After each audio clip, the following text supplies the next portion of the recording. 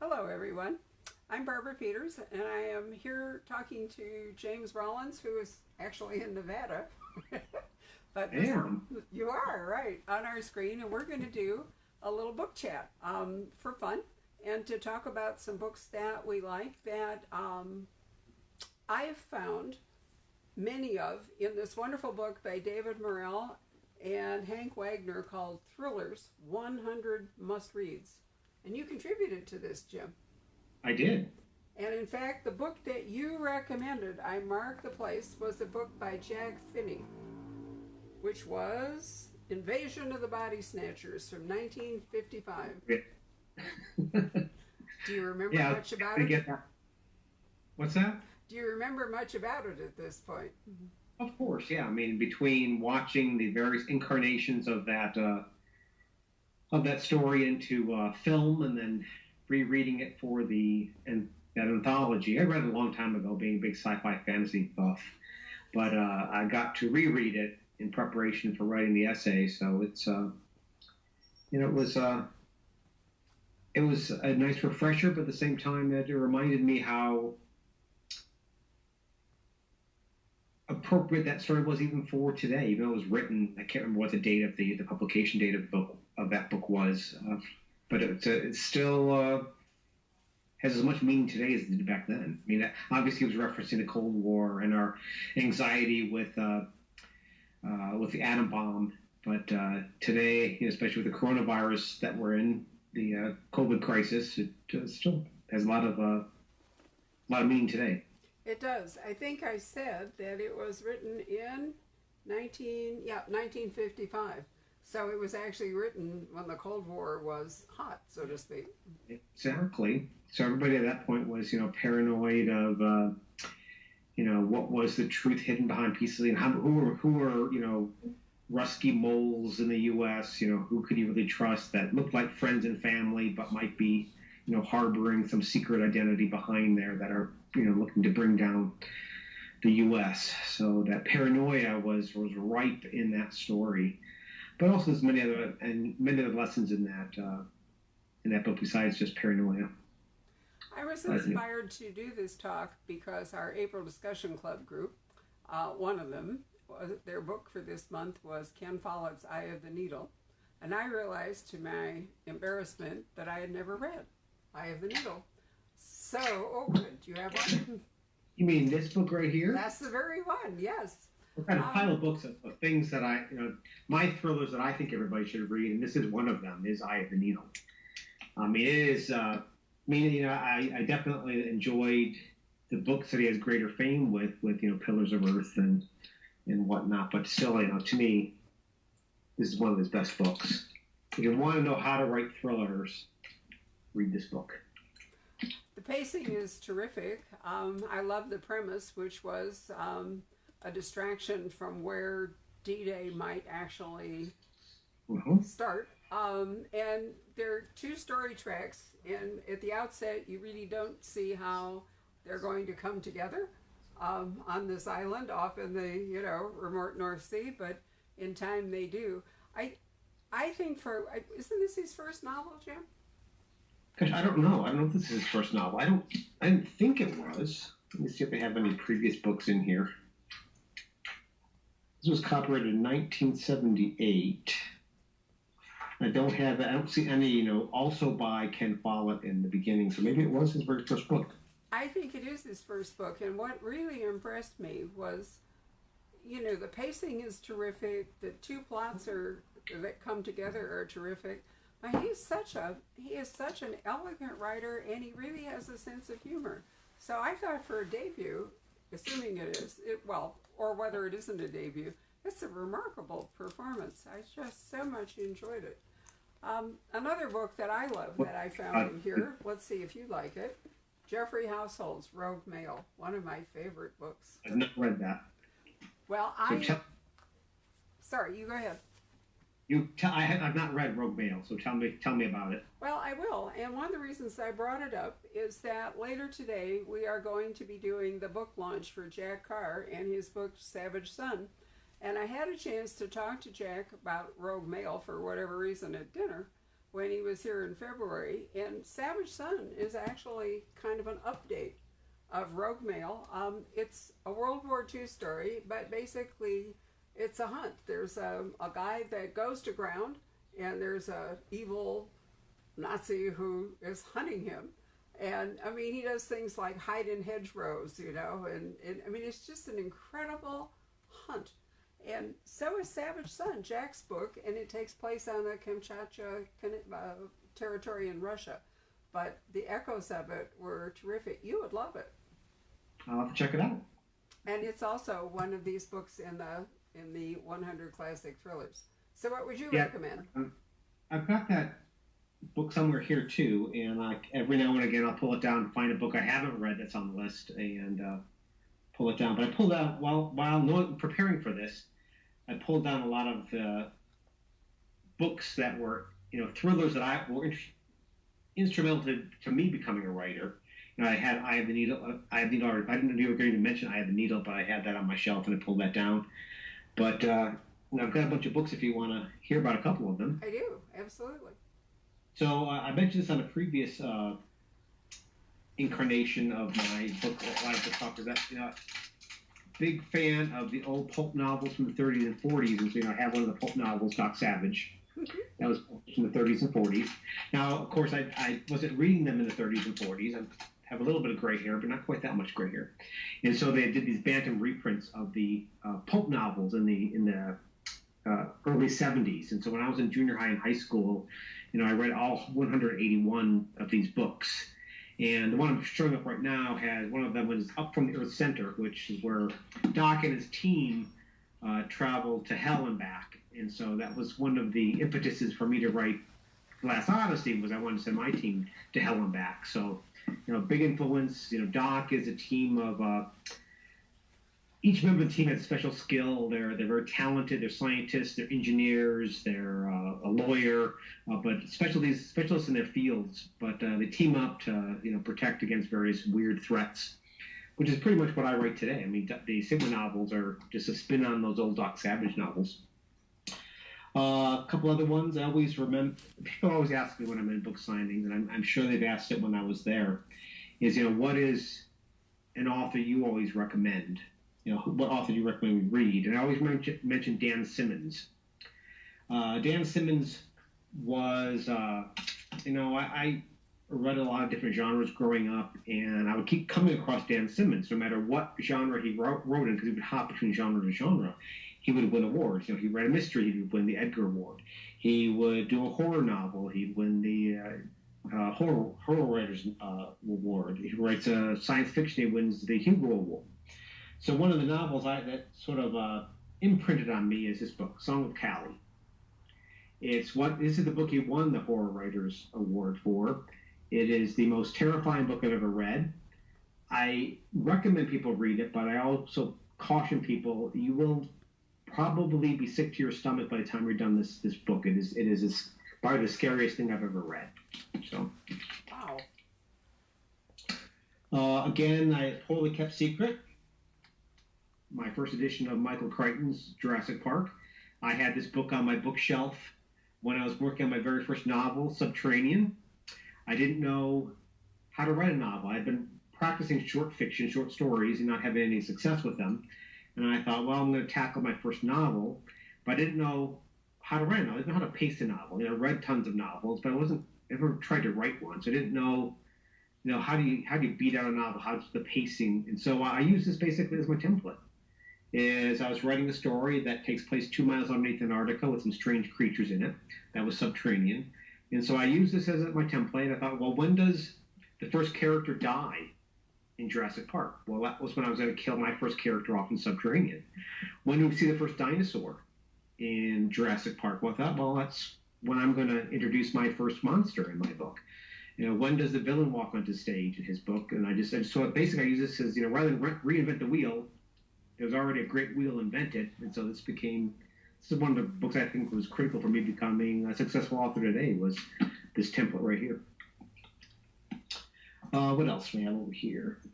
Again, I can't help but do this one.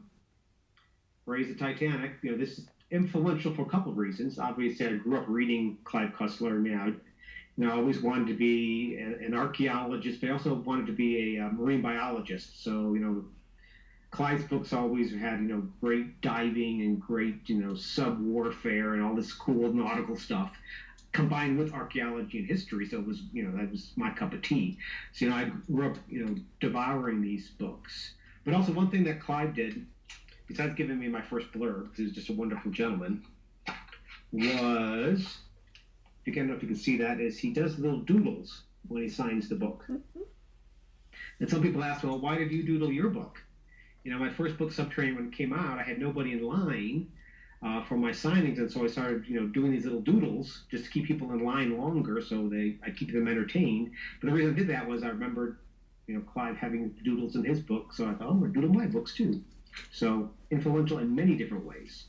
May I interrupt you for a moment? Of course, yeah, as much as you want.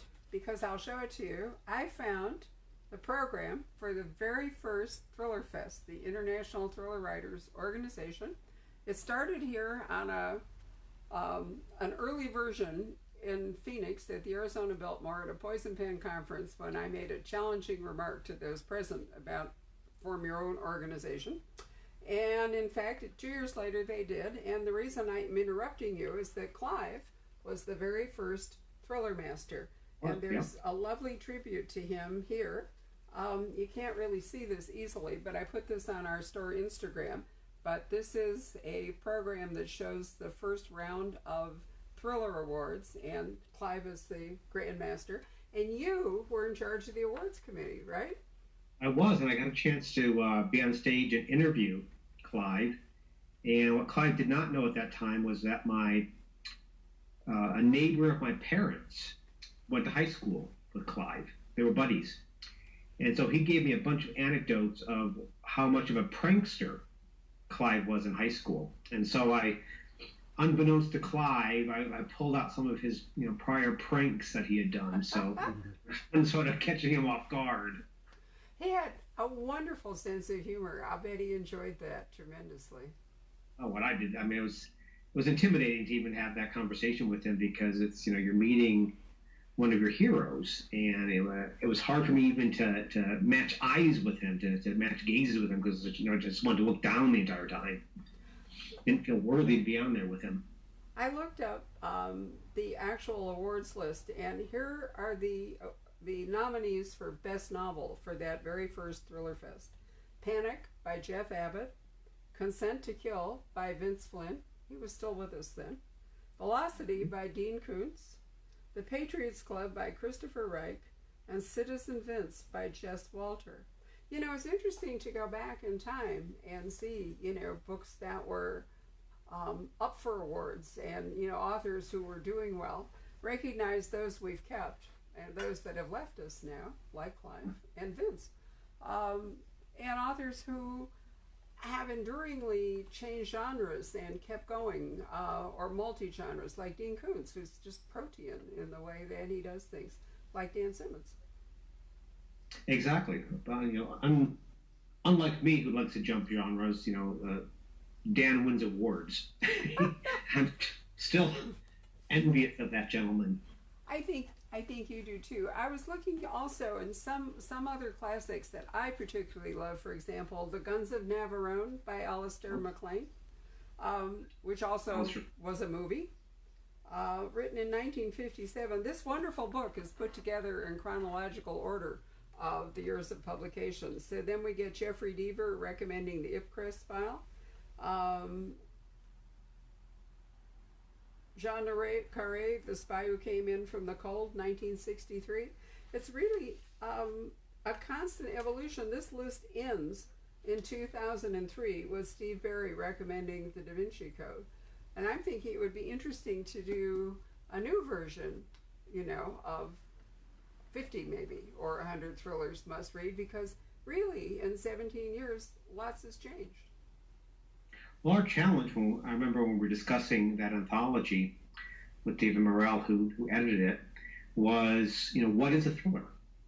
So if you look in that 100 list, there's mystery, things that seem like would be the mystery genre. There was Invasion of the Body Snatchers, which sounds like science fiction.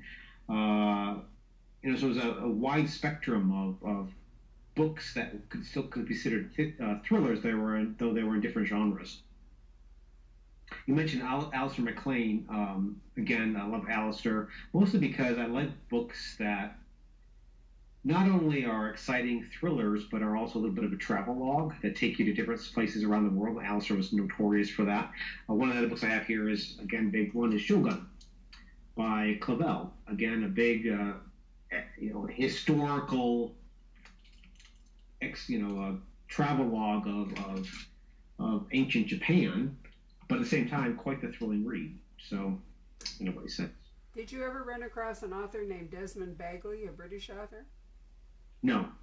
He was another travel guy, and when I first opened the Poison Pen in 1989, one of the most popular books that we sold was his book called, I think it was called Running Blind, but in any case, it was set in Iceland. And at that time, we really didn't have any of today's wonderful Icelandic authors, like Indridason or Sigurðsdóttir or Ragnar Jónasson, writing, Icelandic authors writing about Iceland. And so it was just becoming on people's radar as a tourist spot. So we would do little book ticks for people, and I always had a Desmond Bagley for people going to Iceland. Now, you went to Iceland last year, and you loved it. I did. I loved Iceland. I mean, the terrain's beautiful, it's austere, it's varied. Again, being a veterinarian, I like the Icelandic ponies, the horses that they have out there. Hot springs everywhere, great food, expensive food, but great food. It was just had a wonderful time. Very inspirational. I took a lot of notes. Whenever I'm traveling, I always journal. I always take a bunch of pictures. So besides getting some preparation for the last Odyssey out of that trip, I got at least 4 or 5 other ideas that might become either short stories or novels down the line. Because there's some intriguing mythologies and histories. The Icelandic sagas are just full of fun things that would be fun to explore to see. Is there truth behind some of those sagas?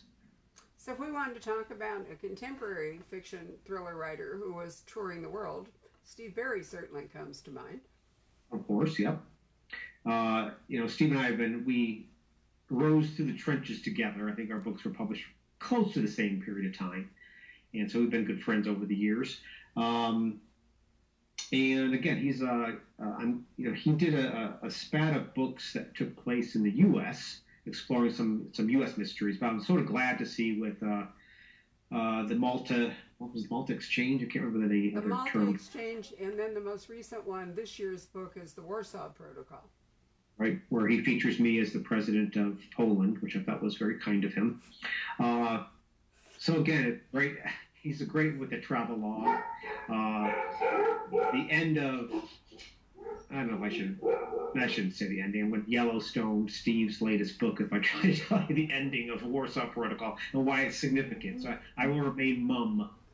You are never going to let me live down Yellowstone. No, for those of you who don't know it, it's just going to be one of those running jokes between Jim and me forever. So who else contemporary would you recommend? I know you can't cover everybody, but just a thought or two. Again, Daniel Silva. Right. I am enamored of all things Daniel Silva. Read his grocery store list. Again, this is everybody asks me what are my favorite books. I love The Relic. The Relic was the first book that I got exposed to this pair. Again, they were also kind enough to give me a very early blurb. This is one of my favorites, Pendergast stories. Mine too, and they also range the world. They have multiple destinations. Yes. Again, I love the travelogue aspect of their novels too. This is not so much a travelogue, as that I always wanted to set a thriller in a theme park, and unfortunately, Lincoln Child beat me with this book. If you wanted sort of a fun, what would happen if something really horrible happened in Disneyland? This is a little way you can experience. It's not Disneyland, but it's similar to that. Again, this gentleman has gotten a lot of success, but this is one of my. He wrote the Sandman comic book series that he's done. American Gods, that became the show on HBO or Showtime, one of those, can't remember which channel it's on. But this is still one of my favorite Neil Gaiman thrillers. It's called Neverwhere. If you just want a fun little adventure, it's very short. It's not a long book. It's an exciting read. You can read it in an afternoon. If you want a nice distraction, find a copy of that. Do you know what else he's done that I think is really interesting? Norse mythology, which is one of his more recent books and very big, reminds us that in fact the whole, cultural mythology, depending on where you are, it's different, but they are basically all thrillers too. And in fact, The Last Odyssey, your own book, which is ending there, traces all the way back to the thrillers written by Homer. Exactly. I think, humans for some reason have an innate desire to be told stories. I think there's some way for us to experience the world, to experience truths by burying them in stories. So when I was looking to write The Last Odyssey, I was looking for those fundamental human truths buried in Homer's Iliad and the Odyssey. Both, what locations might be real, why did he tell that story, what might he been keeping secret. So again, it's just fun to explore storytelling in all of its mythologies and through the centuries. When I was a kid, I read Bullfinch's mythology, I think, in the 5th grade, because I'd wiped out the entire library at my school. I read the same, yep. Loved Bullfinch. And then, to my amazement, I watched Rick Riordan go from writing mysteries to an entire career now based upon bringing back, mythological tales to life. And Yep. He's ranged around in different cultures to do that. So I think that thrillers are possibly the oldest form of storytelling, a protagonist and antagonist, a journey, you hope that somehow good triumphs over evil and that people who go to hell come back, even if Eurydice didn't. So they're always with us and keep evolving. Besides being thrilling stories, mythologies, they're also lessons. There are ways to try to explain the natural world. And I think, even today we're trying to do that. We're trying to use story to shed, light on things. We're trying to shed stories into trying to solve things that are mysteries in our lives. It'll be interesting to see what all of you will write about this particular year, which has really been an annus horribilis so far, and may get worse. So I will look forward to that, and I will look forward to seeing you, I think, in the fall, because you have a story collection and a novella coming our way. I do. So. Yeah, it's a collection of all the short fiction I've written over the 20 years of writing. And I decided to use that as a way of looking at my life as a writer. Is that there's new introductions to all the short stories that sort of say, where I began, where I ended, why I wrote these stories, some funny anecdotes behind those stories. But again, I didn't want to just sell you old stuff. So there's a new 100-page novella featuring Tucker Wayne and his military war dog, Kane, which I just enjoy writing from Kane's point of view. That goes back, I got a couple more books to show you really quickly, is that this goes back to why I love writing, besides being a veterinarian and wanting to write books from the point of view of animals. It goes back to this book right here, Watership Down by Richard Adams, which is an entire book told by the point of view of bunnies, rabbits. But even earlier, back to my science fiction years, Clifford Samac, the novel City, won the Hugo Award for this. It also features talking dogs, which, again, is something I lean on when I write Kane. Alex Cava, I'm not the only one writing about dogs. She's got Ryder Creed, I think is the character's name, and he's got a pack of dogs that are part of those mysteries. So, I love being able to, Dean Koontz just has a book out right now. Devoted, it's called. Devoted, yeah. Devoted. And there's a golden retriever named Kip who, in fact, narrates part of the story.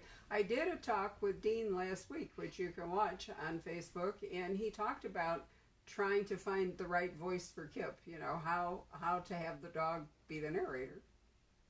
It was interesting because, again, he makes the Kip super intelligent, And there's a reason behind his super intelligence that you will learn if you read the novel. Absolutely. On that note, let me thank you so much for Thank sharing you. some of these wonderful books with us, and I'll look forward to seeing you in the fall. And thank you, all of you, for watching us. I hope you enjoyed this book talk, and we plan to do many more with various authors as we move along.